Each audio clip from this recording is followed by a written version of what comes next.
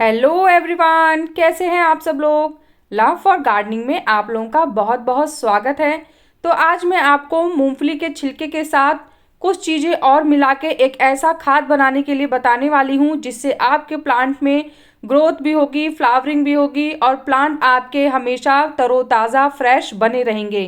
तो इसके लिए मैंने एक प्लास्टिक के डब्बे में 2 चम्मच बड़ी बड़ी 2 चम्मच मूंगफली के छिलके लिए हैं।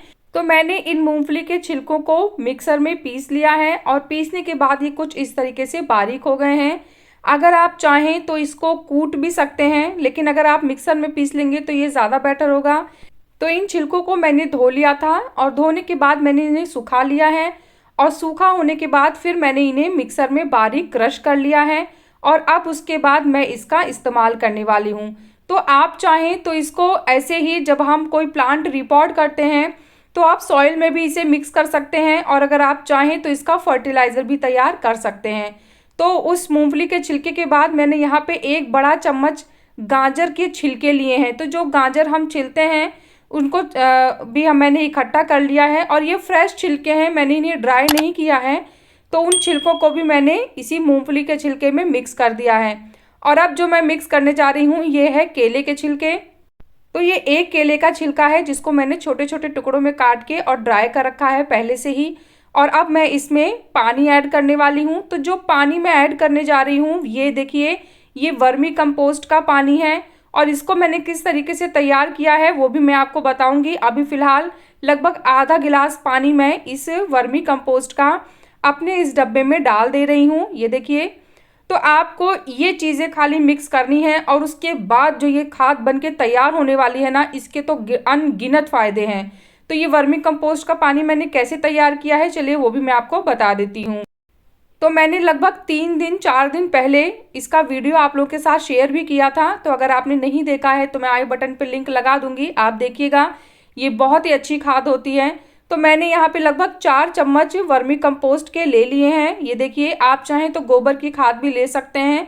तो मैंने इसमें पानी जो ऐड किया है वो संतरा, केला और अनार का जो छिलका होता है ये उसी का पानी है।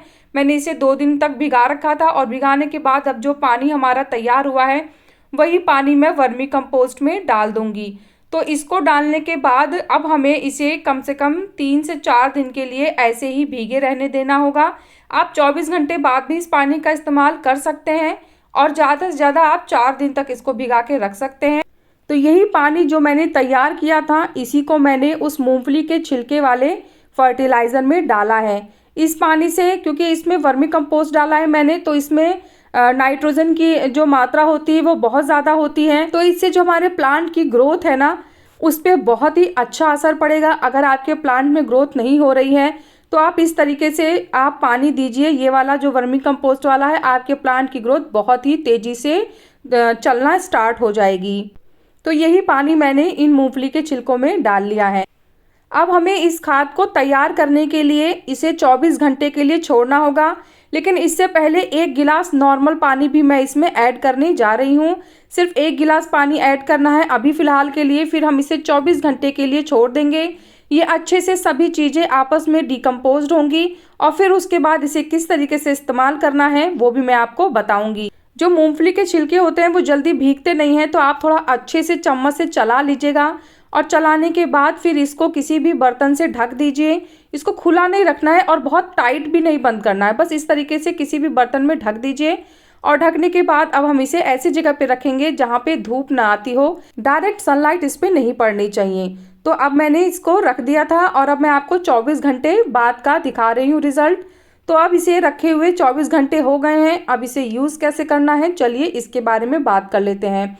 साथ ही में मैं आपको ये भी बताऊंगी कि इसको इस्तेमाल करने से पौधे में क्या क्या फ़ायदे होंगे और इसको कब कब देना है, कितना देना है और किन किन पौधों पे हम दे सकते हैं। तो ये जो खाद बनके तैयार हुई है, अगर वैसे तो इसमें कोई फंगस के चांसेस नहीं है, लेकिन अगर आपको तब भी डाउट होता है तो आप इसमें 1 चुटकी फंगिसाइड मिक्स कर सकते हैं। अगर आपके पास फंगिसाइड नहीं है तो आप यहाँ पे हल्दी का पाउडर भी यूज़ कर सकते हैं। इसको अच्छे से मिक्स कर दीजिए और मिक्स करने के बाद अब हम इसे अपने प्लांट में देंगे। तो क्योंकि अभी हमने इसे डाइल्यूट नहीं किया है तो अभी डायरेक्ट हम इसे प्लांट में नहीं देंगे। तो इसके लिए मैंने इसमें कम से कम 5 गुना पानी और ऐड कर लिया है और उसके बाद अब ये पौधे में देने के लायक तैयार हो गया है। अब हमें पौधे में देना कितना है, चलिए इसके बारे में भी बात कर लेते हैं। तो इसमें जैसे छिलके में नाइट्रोजन बहुत होता है, जो हमारा मूंगफली का छिलका है उसमें पोटेशियम भी होता है, फास्फोरस भी होता है। हमने जो वर्मी कंपोस्ट मिक्स किया है उसमें भी नाइट्रोजन, फास्फोरस और पोटेशियम तीनों पाया जाता है। लेकिन ये दोनों ही क्योंकि नाइट्रोजन रिच फर्टिलाइज़र हैं तो इससे हमारे पौधों में बहुत ही तेज़ी से विकास होगा।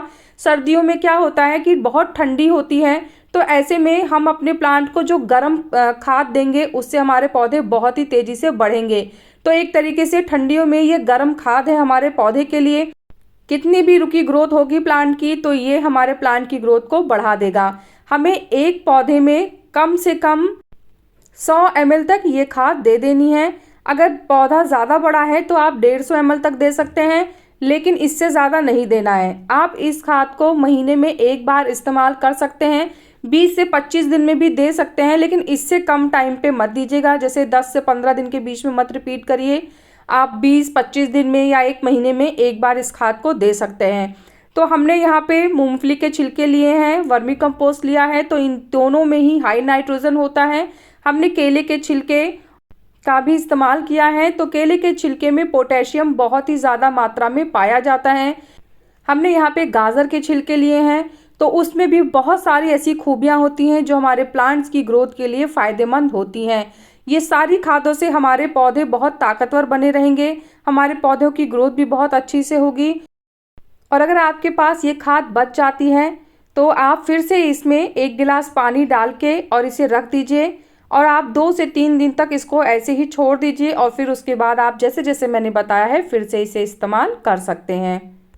तो जो ये खाद है ये आप इंडोर प्लांट्स, आउटडोर प्लांट्स को भी दे सकते हैं। हमारे फलों के पौधे होते हैं, फूलों के पौधे हैं, सब्जियों के पौधे हैं, तो आप हर तरीके के पौधे को ये खाद दे सकते हैं। ये 100% ऑर्गेनिक फर्टिलाइज़र है, तो इससे हमारे पौधे में कोई भी नुकसान नहीं होगा।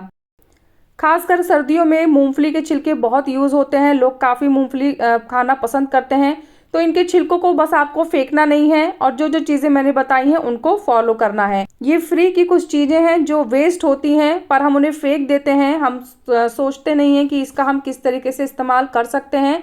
तो मैं आपको जो आसान उपाय बताती हूँ इनसे भी आप अपने घर में बहुत अच्छी गार्डनिंग कर सकते हैं।